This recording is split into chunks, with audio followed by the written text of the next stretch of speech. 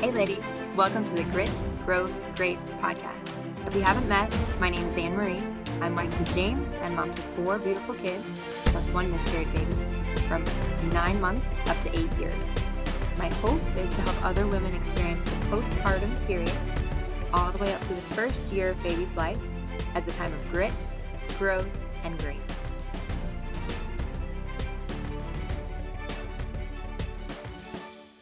This is episode 21. Hey lady, I'm still a little stuffy off sounding from last week, so bear with me. Last week we talked about stretching your budget during postpartum. This week, in part 2, I'd like to much more briefly address getting on the same page as your spouse about money. You and I have often heard that money is implicated in a big way in divorce. We've heard that how we're raised makes a big difference on our perception of what money means to us, whether it's good, bad, or neutral, and that, of course, our spouse is bringing to the table experiences and ideas that may be very different from our own. We've heard these things. We've experienced them. Today, let's talk about the types of negativity within a marriage that keep us from getting on the same page as our spouse, particularly about money. And then, let's talk about how dreaming as a couple can help us be in sync, financially and otherwise. First up, from the book, The 7 Principles for Making Marriage Work, by John Gottman of the renowned Gottman Institute. 4 types of negativity within marriage can make productive conversations all but impossible. Gottman goes so far as to call them the 4 horsemen of the apocalypse. They are criticism, contempt, defensiveness, and stonewalling. And I'd love for you to listen to the rest of this in sort of a disinterested way. Not so much like a, oh shoot, is that me? Do I do that? But more just sort of like listening. And if something occurs to you, oh, yep, I think we do that, or I do that, or he does that, maybe you just put a pin in it without making any judgments on it right now, just listening. I appreciated Gottman's distinction between criticism, the first horseman, and complaining. He talked about how a complaint has 3 facets or parts. Number 1, how I feel. Number 2, about a specific situation. And number 3, what I need, want, or prefer instead. As an example, babe, I'm bummed that your clothes have been piled on your dresser for the last 5 days. I'd like for you to put them away. In contrast, criticism is not targeted in its approach, but global, and attacks the person's character or personality. For instance, I notice that once again, your clean clothes have been sitting on your dresser for a week, even though I've asked you time and time again to take care of them. You never listen, or you always do that. The second of the 4 horsemen is contempt. This includes sarcasm, and I would specify biting or mean-spirited sarcasm, not humor, cynicism, name-calling, eye-rolling, mockery, or hostile humor. The third of the 4 horsemen is defensiveness. We all know what this is and looks like, right? Someone brings up a problem, and we explain why it's not our fault, why it's actually, wait for it, their fault. The problem isn't me, it's you. The reason I don't do X that you want me to is because you Y. Simply put, defensiveness escalates the conflict.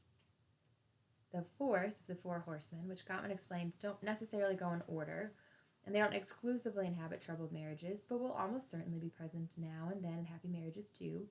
And these 4 tend to coexist and perpetuate each other.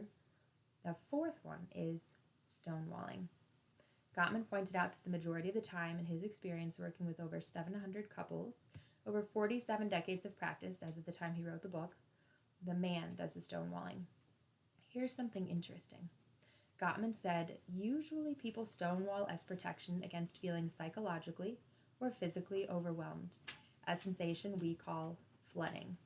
You might summarize stonewalling as, he just shuts down, or he just shuts me out.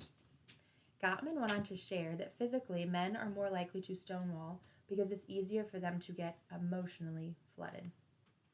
He talks about how in prehistoric societies, the types of ancestors that survived all the existential threats they faced in the day were more likely to be the kind of women who could quickly soothe themselves and calm down after feeling stressed, and the type of men whose adrenaline kicked in, as he put it, quite readily, and who did not calm down so easily, because they were more likely to survive and procreate.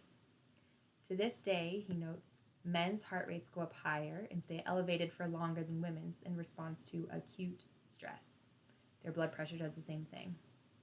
Gottman summarized, since marital confrontation that activates vigilance takes a greater physical toll on the male, it's no surprise that men are more likely than women to attempt to avoid it.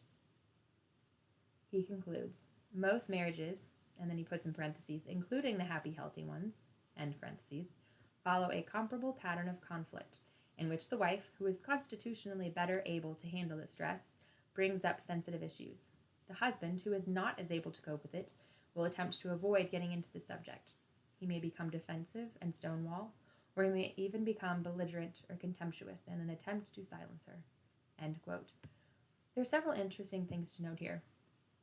One, it's not just me and my husband, or you and your husband, who may observe this pattern of the wife usually being the one to bring up problems.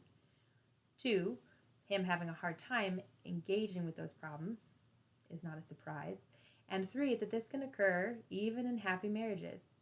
Now make note, Gottman does not excuse husbands from the responsibility to learn to engage in conflict rather than avoiding or silencing it. He doesn't absolve them. But what he shared helps me make sense of how my husband may tend to behave, especially about important topics to both of us, like money, in a way that doesn't mean anything about me personally. We can be on the same team if neither of us is taking things personally. Even if at the same time we recognize that X or Y or Z behavior in our spouse doesn't work and needs to change. I think it's far easier to engage and communicate calmly, love, I see you shutting down, than to think, why does he always do this to me? Woe is me. To what extent the four horsemen of criticism, contempt, defensiveness, and or stonewalling enter in your conversations with your spouse about money, lady? I wondered what you'd say about that. To the extent that one or more of these predominate, I'd invite you to enlist backup for your relationship, which could range from marriage counseling to spiritual direction, to more date nights, to a great book like Gottman's that includes 7 principles for successful marriages. I especially liked all the questionnaires and activities because, hello, built-in date night ideas. Gottman emphasized that the key to successful marriages is actually how you treat each other when there's no conflict on the horizon. This includes things like how you spend time together, especially downtime, how you express affection toward each other throughout the day, how intimately familiar you are with your spouse's experience of day-to-day life, etc. Now, you're a big girl, and you can try new things and learn just like I can.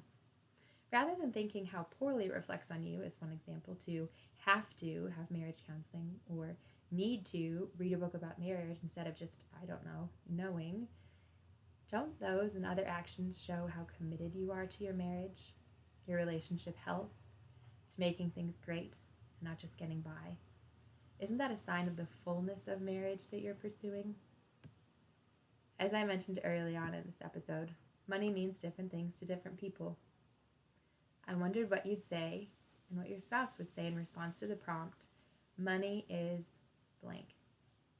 And then, I believe money is blank because blank. If you're familiar with Dave Ramsey, you've likely heard the terms free spirit and nerd in relation to who's more likely to create a budget spreadsheet or follow a budget, and who is more likely in a relationship to say, let's wing it. He also talks about identifying who's the spender and who's the saver. And he explains that the free spirit isn't necessarily always going to be the spender, while the nerd is the saver. Dave Ramsey also talks in his book, The Complete Guide to Money, which is the text that goes along with his course, Financial Peace University, or FPU, about how unity about money is one of 4 pillars for a successful marriage. The other 3 pillars are unity on parenting, in-laws, and faith. He sums up, when you agree about money, how much else is left to really fight about? When I was single, I read his book, The Total Money Makeover, and it really got me thinking about things like life insurance and other types of insurance, percentage of take-home pay that should go into house payments, and more.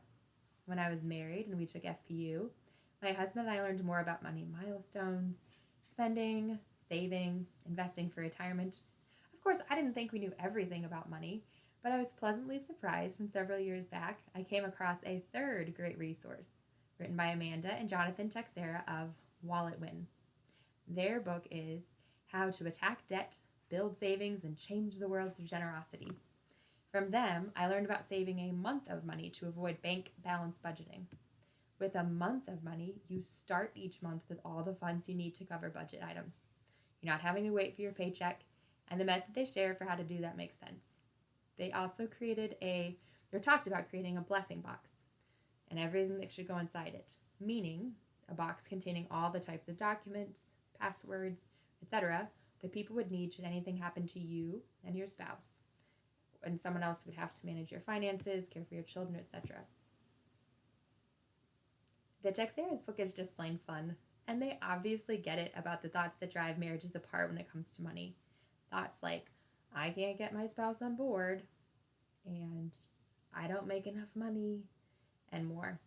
Their book did a beautiful job blending the practical nuts and bolts with a deep understanding of our flawed humanity and the ways it tends to spill out when it comes to talking about moolah. But the best part was when they talked about achieving unity through dreaming with your spouse. What do we want our future to look like? What do we want to do with our money? What do we want our lives to look like in 5 or 10 years? What do we want to be able to provide for our children? How would we like to be generous to others? Dreaming with your spouse is a concept I first heard about from January Donovan of the Women's School. It's been some time now since I watched a whole webinar she did on this, but I love the core idea that you grow in unity with your spouse the more you cultivate a shared vision. Not just about finances, but about all aspects of your married life. From shared vision comes clarity on everything from how you spend time as a family to how and where and when you spend your money. There's one last thing I want to talk about when it comes to getting on the same page as your spouse about money, lady, and that's you. Your role. What is your role when, like I mentioned last week, you determine that in order to stretch your budget, you need to increase your income by your spouse asking for a raise at work? How are you supposed to relate to your husband without manipulating, blaming, or shaming him? How can you relate to him without nagging or mothering or otherwise seeking to control him? In this week's email, which you can sign up for at postpartumonpurpose.com, I'll send a link to a 5-minute video by January Donovan with a few thoughts on this. But here's what a mentor shared with me earlier this year. Our role as women is to inspire, elevate, and encourage the men in our lives. If you're wondering, how do I have this conversation with my husband about money, about his job, about X? Well, am I inspiring him, elevating him, or encouraging him? That's all I'm responsible for. That's it. Next week, I'm starting the first of 2 episodes on fertility awareness methods or natural family planning NFP. My experience with them, their strengths, and their limitations. I look forward to honest sharing, drawing both from my own experience, but also from a behind-the-scenes close-up look from my role as managing editor for a women's health website. I'll talk to you then.